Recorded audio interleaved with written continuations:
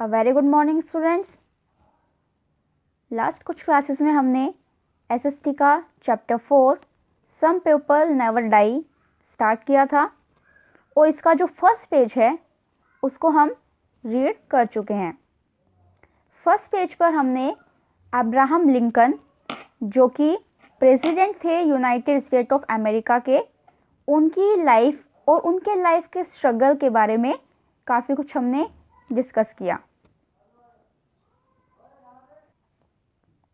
आज इस क्लास का पार्ट 3 हम स्टार्ट करते हैं। सबसे पहले fun to know. Abraham Lincoln gave the idea of democracy in these words. Abraham Lincoln ने डेमोक्रेसी का जो है आइडिया वो दिया था। Democracy is the government of the people. Democracy जो है वो लोगों की गवर्नमेंट है। By the people and for the people, जो लोगों के ही द्वारा है और लोगों के लिए ही वो काम करती है। यानी कि जो डेमोक्रेसी है वो एक ऐसी गवर्नमेंट है जो लोगों के लिए कार्य करेगी, लोगों के लिए कार्य करेगी और लोगों के द्वारा ही उसको चुना जाएगा, इलेक्ट किया जाएगा। तो ये जो डेमोक्रेसी का आइडिया है ये किसने दिया? अब्राहम लिंकन जी ने। अब जो हमारे इस चैप्टर में सेकंड ग्रेट लीडर है वो है महात्मा गांधी। इनके बारे में या इनका नाम हम सभी ने सुना है। शायद ही कोई ऐसा व्यक्ति होगा जिसने महात्मा गांधी का नाम नहीं सुना। तो महात्मा गांधी का जो जन्म है वो हुआ 1869 में और उनकी डेथ 1948 में हुई। Mahatma Gandhi was born on October 2, 1869 at Porbandar इन गुजरात। महात्मा गांधी का जन्म 2 अक्टूबर 1869 को हुआ और वो गुजरात जो हमारा एक स्टेट है उसमें एक जगह है पोरबंदर। तो जो गुजरात है उसकी एक जगह पोरबंदर, वहाँ पर गांधी जी का जन्म हुआ। हिज फुल नेम वाज, उनका पूरा नाम मोहनदास करमचंद गांधी।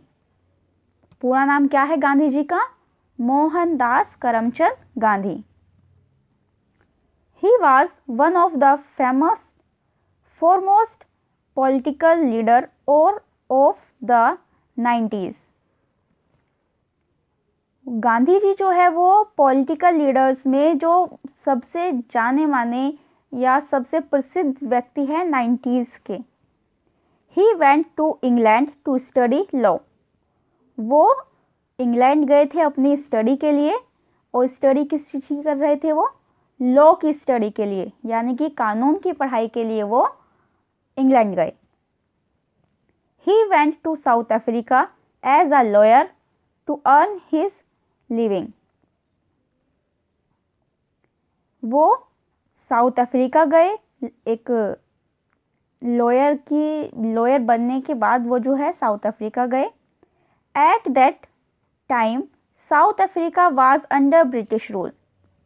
और जिस समय गांधी जी साउथ अफ्रीका गए थे उस समय वहाँ पर ब्रिटिश रूल था, यानी कि वहाँ पर ब्रिटिश का शासन था। ही सा that all Indians suffered that from discrimination. Discrimination means भेदभाव। किसी भी तरीके से लोगों में आपस में भेदभाव करना, उनमें अंतर करना डिस्क्रिमिनेशन कहलाता है। तो उन्होंने देखा कि जो साउथ अफ्रीका है वहाँ पर इंडियंस के साथ बहुत ज़्यादा डिस्क्रिमिनेशन यानी कि भेदभाव किया जा रहा था।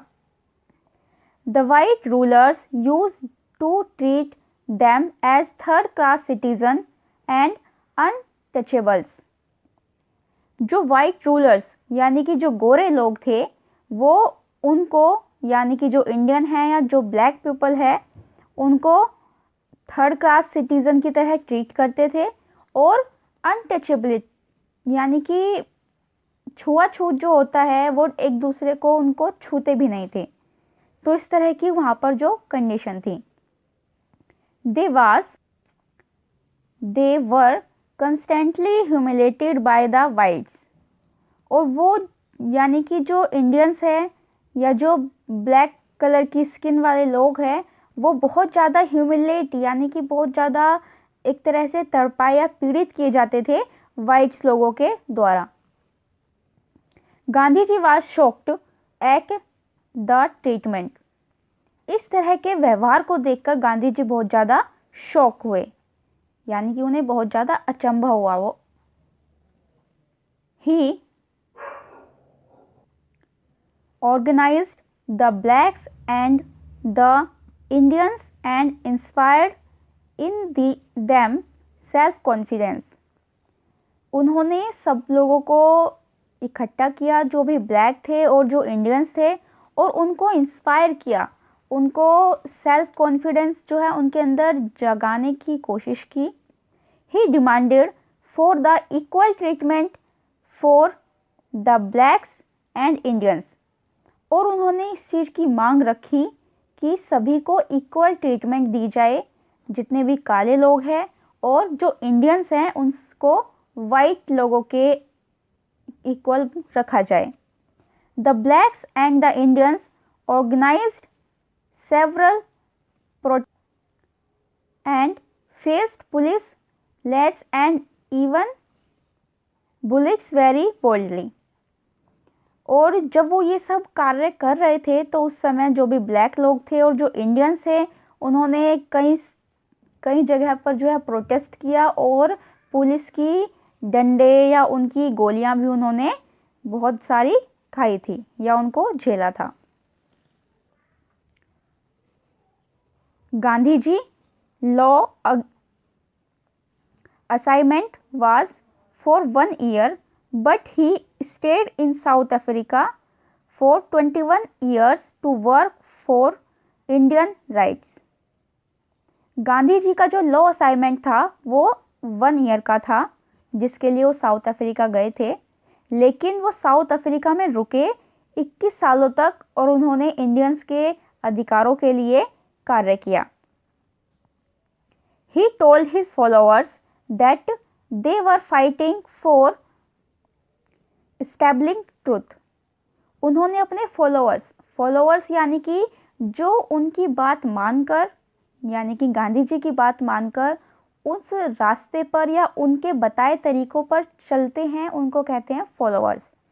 तो जो भी उनके मानने वाले थे उनको जो फॉलो करते थे उन्होंने उनसे कहा कि वो जो है लोगों के लिए फाइट करेंगे और जो सच्चाई है उसके साथ खड़े रहेंगे।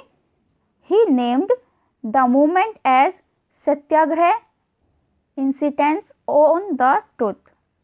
He demanded that injustice should never be tolerated। और उन्होंने जो मूवमेंट किया उसका नाम सत्याग्रह रखा गया।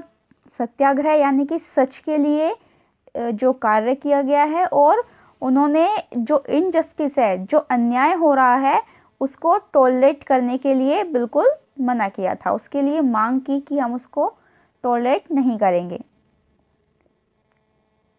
सत्याग्रह promoted non-violence and civil disobedience as the most appropriate method for obtaining political and social goal। जो सत्याग्रह जो वो मूवमेंट था उनका उसमें नॉन वायलेंस यानी कि अहिंसा और सिविल डिसोबलाइंस यानी कि सविनय अवज्ञा इन सब से रिलेटेड जो भी उनके गोल्स थे उनको अचीव करने की उसको कोशिश जो है वो की जा रही थी। Gandhi ji fought for their causes for more than 20 years। और गांधी जी अपने इन्हीं कारणों के साथ जो है 20 सालों तक उन्होंने फाइट की।